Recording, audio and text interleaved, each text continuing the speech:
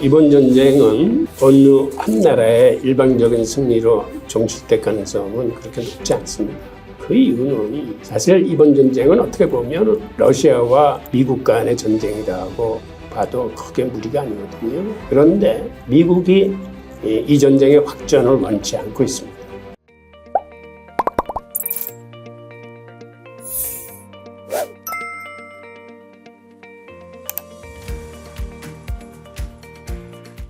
안녕하세요. 홍익희의 경제산책 여러분, 채널 담당 PD 박연선입니다. 안녕하세요, 교수님. 네, 안녕하세요. 네, 오늘은 러시아 우크라이나 전쟁의 끝은 언제일까? 확전과 종식 시나리오에 따른 국제경제 향방이라는 주제로 이야기 나눠보겠습니다. 교수님, 러시아 침공으로 시작된 러우 전쟁이 어느덧 1년을 지나고 있습니다. 우선 교수님께서 전반적인 상황을 어떻게 분석하고 계신가요? 예, 우선 러시아 우크라이나 전쟁은 사실은 러시아 입장에서는 이게 단기전으로 시작했어요. 지난해 2월 24일에 전쟁이 발발했으니까 오늘이 딱 1년 반 되는 날입니다. 그래서 러시아는 개전하자마자 그 우크라이나 수도 키예프에다가 미사일을 퍼부었는데 그 주요 공격 목표는 사실은 통신시설하고 전력망이었어요. 그리고 보병부대와 탱크 부대를 앞세워서 키예프 30km 앞까지 쳐들어와서 사실은 전쟁을 속전속결로 끝내려고 그러는데 이때 예기치 않았던 공격을 받게 됩니다. 그게 바로 우크라이나가 가지고 있던 드론하고 제블린 공격이었는데 드론은 이게 터키산 드론 바이락타르이고 제블린은 그 미국산 적외선 유도 미사일입니다. 이게 가성비가 좋아서 이 탱크 가격에 비하면 굉장히 저렴한 무기인데 이게 바로 러시아의 탱크 부대 진격을 맞은 공격이었어요.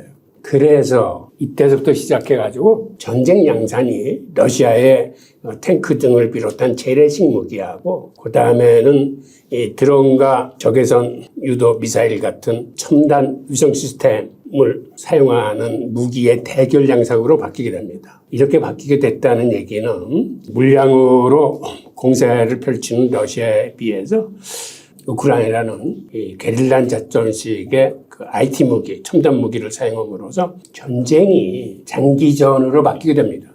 그러니까 처음에는 단기전 양상의 전쟁이 장기전으로 바뀌었다는 게 큰 중요한 요소고 또 하나는 민간 사이드에서 이 우크라이나를 돕기 시작합니다. 러시아가 침공을 하면서 그 전력망하고 인터넷망이나 통신시설을 부수면서 들어왔기 때문에 이때 우크라이나는 인터넷망이 끊긴 상태였는데 젤렌스키가 그 일론 머스크한테 전화를 해서 좀 도와달라고 그래서 일론 머스크가 스타링크 1만 5천 대를 긴급 우크라이나로 보냅니다. 그래서 인터넷망을 복구를 해줘요. 게다가 구글이나 페이스북도 우크라이나를 지원하게 되는데 구글은 일단 러시아가 볼 수 없도록 그들의 그 구글 지도에서 우크라이나 현지 교통상황을 기능을 차단해 버립니다. 그러니까 우크라이나는 적들의 동향을 파악할 수 있는데 러시아는 이 구글 지도를 가지고 적들의 동향을 파악하지 못하게 돼요. 그 다음에 애플이나 넷플릭스, 메타, 트위터 등도 러시아의 서비스를 제한해 가지고 러시아로부터 들어오는 가짜 뉴스 같은 것도 다 차단해 줍니다. 이러한 그 민간 사이드의 도움이 우크라이나 전쟁에 큰 도움이 됐어요. 그래서 그러다 보니까 지금 벌써 1년 반이 지났는데도 아직까지 종전의 기미가 보이지 않고 있습니다. 그런데 사실 당사국은 물론이고 주변국들도 다 지금은 종전을 원해요.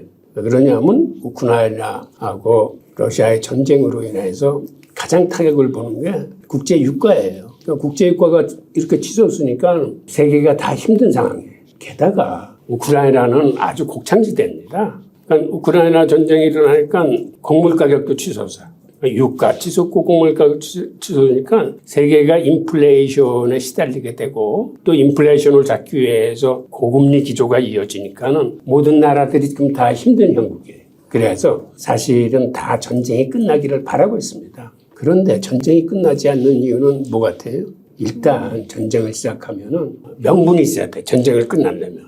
그런데 이 명분을 찾기가 지금 굉장히 힘든 형국이에요. 왜 그러냐면 러시아로서는 돈바스나 뭐 헤르손 일대 자기 친러시아 성향의 국민들이 독립을 원한다고 그래서 그걸 명분으로 쳐들어갔는데 일단 종전을 하려면 어느 정도 상호 간에 어떤 협상이 이루어져야 되는데 이렇게 영토를 뺏기고 난 상태에서는 그런 명분을 취하기가 굉장히 힘들어집니다. 그래서 두 나라가 다 종전을 원하면서도 빼앗긴 영토에 대한 그 회복 여부가 힘들어지기 때문에 사실은 전쟁을 못 끝내고 있는 거예요.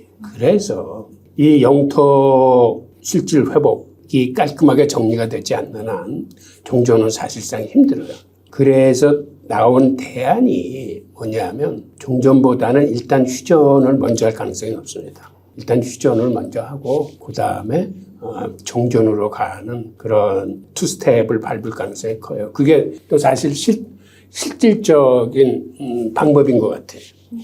그러니까 우선 우크라이나 측의 그 종전 요구는 모든 영토가 회복돼야 되고 러시아가 전쟁 배상을 해야 된다는 게 그들이 전쟁 종식의 조건이에요. 그런데 이거를 러시아가 수용해 줄 수가 없는 조건들이에요. 러시아가 뺏은 영토나 이런 걸 다 회복해 주면은 돈바스 문제뿐만 아니라 크림반도 문제도 얽혀 있고 그 다음에 전쟁 배상금을 내라고 하는 것도 현실적으로 러시아가 받아줄 수 없는 문제이기 때문에 하여튼 이런 연유로 인해서 빠른 시일 내에 전쟁 종식은 어렵고 아마 미국 대선이 시작되기 전에 휴전 가능성은 그나마 있습니다. 그리고 이런 휴전도 그나마 전쟁 당사국이나 다름없는 미국이 좀 열심히 뛰어줘야 돼. 그러면 언제 휴전 가능성이 높으냐 하면 내년에 3월에 러시아 대선이 있어요. 그런데 러시아는 지금 국민들이 이 전쟁을 지지하는 층이 거의 80% 갖고요. 그러니까는 푸틴으로서는 오히려 전쟁이 국민들의 결집이나 자기 대선에 이제 도움이 되는 거예요. 물론 러시아에서도 이 징집을 피해서 도망간다거나 전쟁을 반대하는 세력도 있습니다. 그런데 대선이라는 목표를 하나 놓고 보면 오히려 반대하는 세력보다는 지지하는 세력이 많기 때문에 러시아로서는 전쟁을 지속해도 큰 문제가 없어요. 근데 문제는 미국의 대선이 11월 달에 있는데 우선 미국 시민들 입장에서는 전쟁 때문에 이렇게 인플레이션이 발생하고 고금리 기조가 해서 미국 경제가 추락하게 생겼으니까 어떻게든지 이 전쟁을 빨리 끝내고 싶어 합니다. 그리고 바이든도 그렇고 트럼프도 그렇고 이 전쟁의 종식을 가능한 빨리 하려고 그러니까 아마 바이든 정권은 내년 상반기에는 늦어도 내년 상반기에는 이 전쟁을 휴전이든 종전이든 어떻게 마무리를 해야 자기 대선에 유리하기 때문에 미국은 열심히 움직일 가능성이 있어요. 그래서 전쟁의 종식 기간은 우리가 쉽게 예측할 수 없지만 휴전을 통해서 어떤 가능성이 보이는 거는 미국 대선이 본격적으로 시작되기 전인 내년 상반기쯤에는 좀 기대를 해봐도 되지 않을까 하는 그런 생각입니다. 네. 대선이 전쟁의 완화제가 될 수 있는 그런 상황이네요. 하루빨리 휴전 그리고 그 다음 종전 시나리오가 찾아오면 좋겠습니다. 네, 이제 본격적으로 국제 경제의 향방을 살펴보기 이전에 국제 정세에 대한 이해가 우선되어야 할 것 같습니다. 푸틴은 서구의 자유주의는 죽었다라는 말을 언급하면서 서방을 바라보는 시각을 전쟁 중에 지속 왜곡해 온 것 같습니다. 이처럼 북한, 이란, 러시아, 중국 진영과 그리고 유럽, 한국, 미국 등 이러한 자유민주주의 진영이 정세적으로 대립 중인데 이러한 신냉전 체제가 더욱 구축되고 있는 이유는 무엇인가요? 예, 그게 이제 우크라이나 전쟁 때문에도 이제 그런 게 더 공고히 되는 그런 요인도 있지만 근본적인 원인은 사실 뭐 여러분들도 잘 아시다시피 미중 간 패권 전쟁으로 이러한 탈세계화와 신냉전 구도가 이제 촉발됐습니다. 가장 큰 원인은 미중 간 패권 전쟁으로 봐야 되는 거죠. 그래서 지금 세계의 대결 구도가 방금 말씀하신 서구와 그 다음에 이런 공산 진영 내지 제3세계가 한 편을 먹고 이렇게 갈라지는 구도가 되고 또 좋게 보면 G7하고 브릭스 경제 동맹체의 어떤 대립 구도 같은 걸로 이렇게 재편되고 있습니다. 그런데 이러한 신냉전 체제가 더욱 구축되고 있는 거는 사실은 유일 패권을 추구하는 미국의 중국 때리기가 이제 그 시발점이거든요. 그러니까는 지금의 이런 정세는 미중 간의 패권 전쟁, 또 그로 인한 공급망 재편, 또 러시아 우크라이나 전쟁으로 인한 이제 편관리, 그 다음에 미국이 러시아를 스위프트 시스템에서 배제하고 외환부 요구를 압류하고 하면서 이제는 반미 감정을 가진 국가들이 오히려 탈미국화해서 브릭스, 즉 중국이나 러시아 편으로 이렇게 쏠리는 현상, 이런 것들이 발생하고 있는데 그 중심에는 미중 간 패권 전쟁이 있습니다. 아, 네. 제가 어렸을 때만 해도 이렇게 심각한 분위기는 아니었던 것 같은데 이제는 완전히 다른 시대에 살고 있는 것 같습니다. 본격적으로 경제 향방을 살펴보겠습니다. 확전 상황에 따른 경제 여파는 원유를 기반으로 살펴보고 싶은데요. 러시아 압박을 위해 서방은 러시아에 경제 제재를 가해왔습니다. 대표적인 사례로 러시아산 원유 수입 감소가 있는데요. 그런데 최근 효과가 반감되고 있습니다. 왜냐하면 인도와 중국이 러시아산 원유를 배럴당 싸게 수입을 하고 있기 때문입니다. 이러한 사례로 러시아가 정치적, 외교적, 군사적으로 약해져서 중국이 상대적인 경제 강국으로 떠오르고 따라서 서방 중심국들이 원래 의도했던 바와는 다르게 더욱 경제적으로 곤란에 처해지게 되는 것은 아닐까요? 그런 일면이 있긴 있죠. 러우 전쟁으로 인해서 중국과 인도는 반사이익을 보고 있습니다. 하지만 지금 러시아 경제 못지않게 중국 경제도 어렵습니다. 사실 세계 경제가 지금 다 어려워요.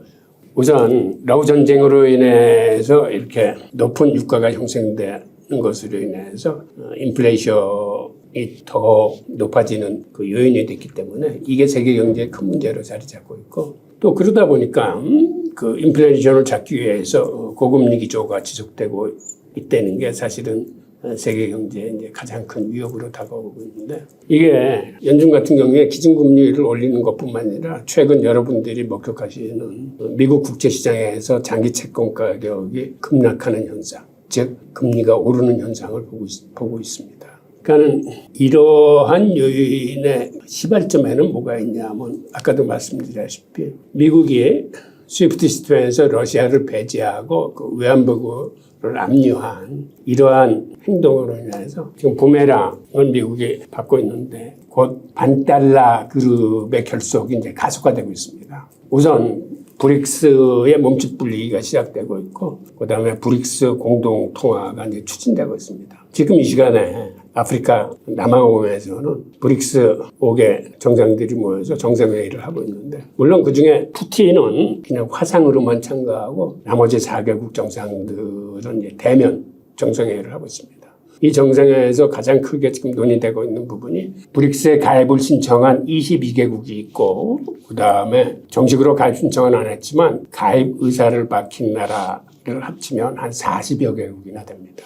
근데 그 중에서 어떤 기준으로 그들이 이들의 신청을 받아들일 것이냐를 놓고 지금 치열하게 논의가 이루어지는 걸로 알고 있습니다. 하여튼 이러한 근제에는 사실은 그 미국의 어떤 독단적인 행동, 2011년에 이란을 스위프트 시스템에서 쳐내고, 그 다음에 마음에 안 드는 국가들을 이렇게 계속 국제통화 시스템에서 쳐내니까 결국은 그런 나라들이 모여서 이제는 탈달러를 해야 되겠다는 이런 요구를 가지고, 그 다음에는 미국의 일방적인 주도에 반대하는 세력들이 어떤 반미 세력을 형성하는 그 중심축이 지금 브릭스나 이제 제3세계, 그 다음에 중동 산유국들, 이러한 양상을 보이고 있습니다. 네. 결론적으로는 지금 현재 모든 나라가 다 어렵지만 지금 미국의 입장에서는 조금 더 위험한 상황이네요. 확전에 따라서 다만 한미 동맹은 더욱 강화가 될 것 같습니다.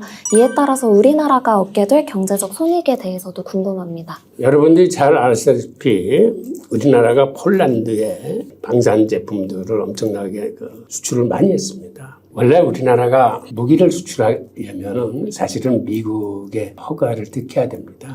그 기술들이 미국에서 건너온 기술도 많고 아직까지 우리 군사 시스템은 한미동맹 과정에서 미국 연합군의 지휘를 받게 되는 이런 특성상 방위산업도 중요한 무기에 한해서는 미국의 허가를 득해야 우리가 수출할 수 있는데 이번 우크라이나 전쟁을 통해서 그 무기 수출을 할 수 있는 제품의 폭이 크게 확대됐습니다. 그래서 심지어는 탱크뿐만 아니라 미사일이나 군함, 그다음에 폭격기, 전투기 등까지도 이제는 저희들이 수출하게 됨으로써 지금 현재 한국의 무기 수출은 세계 9위입니다. 그런데 이게 지난 5년 동안에 늘어났던 게 그 직전 5년 대비해서 한 74% 정도 이제 수출 금액이 늘어났어요. 그런데 앞으로는 더 늘어날 겁니다. 왜 그러냐면 지금 저희들이 이미 오도를 받은 물량이 상당히 많아요.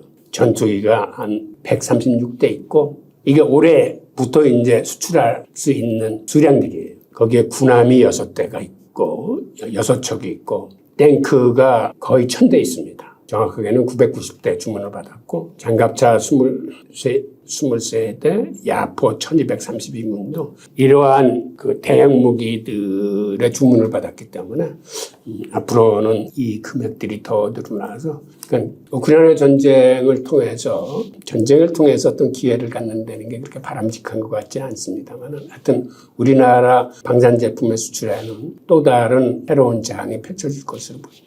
네. 방위 산업이 현재 가장 중점적으로 빛을 보고 있는 상황인데요. 종식이 만약에 러시아의 승리로 끝난다면 과연 글로벌 경제 위기가 초래가 될까요? 실패로 끝난다면 과연 서방 민주주의 진영국들이 경제적인 보복을 시도할까요? 특히 우리나라 입장이 사실 매우 우려가 됩니다. 러시아 우크라이나 전쟁이 승리로 끝난다면 북한과 또 중국의 기세가 대담해질 수 있기 때문인데요. 우리나라가 제2의 대만이 돼서 힘에 의한 경제적인 협상 변경을 받거나 하는 상황이 생기지는 않을지 한미 동맹은 역대 최강이나 안보 불안 또한 역대 최강인 것 같습니다. 제 개인적인 의견은 이번 전쟁은 어느 한 나라의 일방적인 승리로 종식될 가능성은 그렇게 높지 않습니다. 그 이유는 사실 이번 전쟁은 어떻게 보면 러시아와 미국 간의 전쟁이라고 봐도 크게 무리가 아니거든요. 그런데 미국이 이 전쟁의 확전을 원치 않고 있습니다. 최근 들어서 우크라이나가 모스크바에 드론 공격을 한다거나 전장을 넓히면서 러시아를 공격하는 측면이 있는데 그런데 미국은 이걸 사실 원치 않아요. 그래서 이러한 러시아 공격이 있을 때마다 미국 정부는 그거는 미국이 원하는 바가 아니다는 거를 명확히 러시아 측에 전달하고 있습니다. 그리고 이 전쟁이 만에 하나라도 우크라이나 승리 쪽으로 돌아가게 되면 그만큼 핵전쟁 위협의 가능성이 더 커지는 겁니다. 그거는 정말 미국이 원치 않는 바이기 때문에 미국의 입장에서는 우크라이나가 그렇게 압도적으로 러시아를 이길 만큼의 지원은 하지 않고 있습니다. 그러니까는 지지 않을 정도로 그 다음에 러시아의 공세에 무력하게 당하지 않을 정도로 지원을 하고 있지. 그래서 첨단 무기 같은 것도 쉽게 우크라이나에 내주지 않고 있어요.